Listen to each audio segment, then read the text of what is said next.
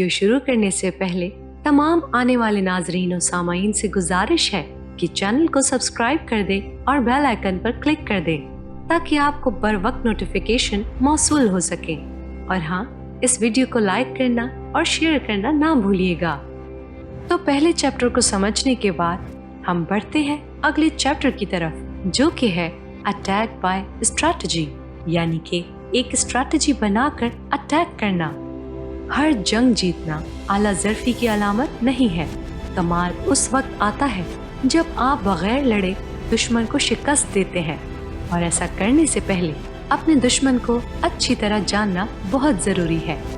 आप उसे जाने बगैर हरा नहीं सकते, क्योंकि जिस लम्हे आप समझ गए कि दूसरे की कमज़ोरी का फ़ायदा कैसे उठाया जाए, तो समझ लें कि आपको कोई शिकस्त नहीं दे सकता। आपको उसकी कमज़ोरी पर हमला करना होगा और उसके मजबूत नकात से दूर रहना होगा। सन त्ज़ू ने इस किताब में कुछ ऐसे ही तनकीदी असूल बताए हैं जिन्हें हमला करने से पहले हमें जहन में रखना होगा। अगर तुम दुश्मन से 10 गुना बड़े हो तो उसे हर तरफ से घेर लो। अगर आप दुश्मन से 5 गुना बड़े हैं तो आपको इस पर हमला करना होगा। अगर तुम ताकत और कुव्वत में दुश्मन के बराबर हो तो फिर पूरे जी जान से लड़ना होगा। और अगर दुश्मन का पैमाना तुमसे भारी है तो हर हाल में इससे दूर रहो, ये जानते हुए कि दुश्मन ताकत में आपसे ज्यादा है और शिकस्त यकीनी है, तो जान बचाकर भाग जाना ही बेहतर है। यहाँ हम एक मिसाल लेंगे। 1960 में वियतनाम कम्युनिस्ट और यूनाइटेड स्टेट्स ऑफ अमेरिका के दरमियान जंग छिड़ गई। वियतनामी सूरत हाल का जायजा लेते हुए जानते थे कि अमरीकी फौजी के मुकाबले में उनकी तादाद बहुत कम थी, और उनके पास जो हथियार थे उनके मुकाबले अमेरिकन आर्मी कई ज्यादा एडवांस थी।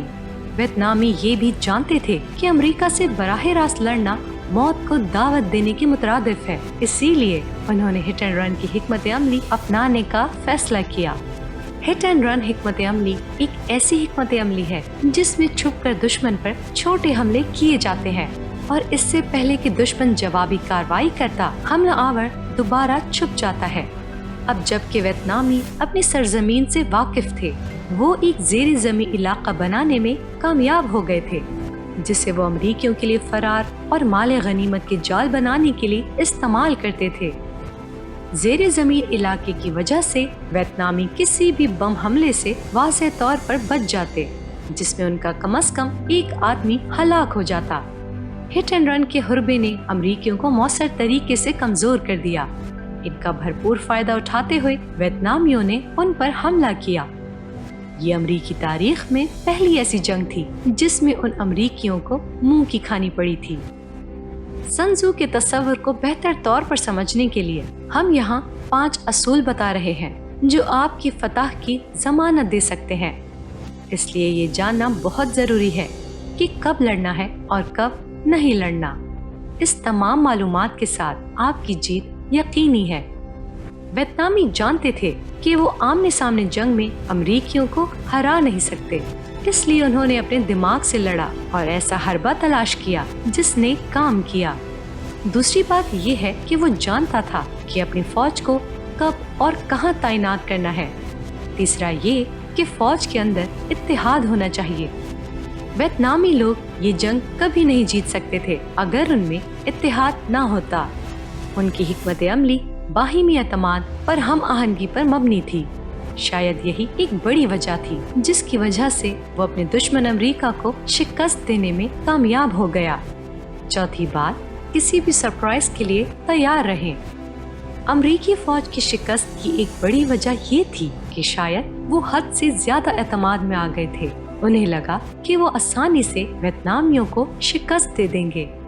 दूसरी तरफ वियतनामी स्ट्रैटेजिक प्लानिंग के साथ उस लड़ाई के लिए पूरी तरह तैयार थे। आखिर में ग्रुप को एक जर्नल की जरूरत है जो सख्त फैसले ले और उन पर अमल दरामद कर सके।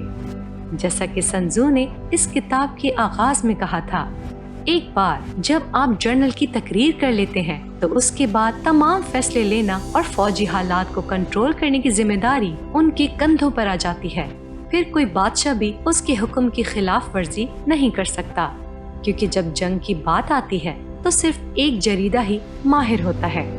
اسی طرح جب آپ کی زندگی، آپ کے کاروبار یا پیشے کی بات آتی ہے تو آپ خود ایک ماہر ہیں اور کسی کو آپ کے فیصلوں میں مداخلت کا حق نہیں ہے۔ آپ دیکھ سکتے ہیں کہ سن ٹزو نے ہمیں جو پرنسپل سکھائے ہیں اس میں کسی ٹیکنالوجی یا طاقت کا ذکر نہیں ہے، بلکہ صرف حکمت عملی اور تیاری پر زور دیا گیا ہے۔ جب آپ کو اپنی صلاحیت اور دشمن کی طاقت کا اندازہ ہو جائے تو پھر اگر آپ کو مزید 100 جنگیں لڑنی پڑیں تو بھی آپ ہار نہیں مانتے۔ ناظرین و سامعین، کتاب کے اگلے حصے کو جاننے کے لیے چینل کو سبسکرائب کریں اور بیل آئیکن پر کلک کر دیں تاکہ آپ کو بر وقت نوٹیفیکیشن موصول ہو سکیں۔ شکریہ۔ مجھے اجازت دیجیے، ملتے ہیں اب ایک نئی ویڈیو کے ساتھ۔ خدا حافظ۔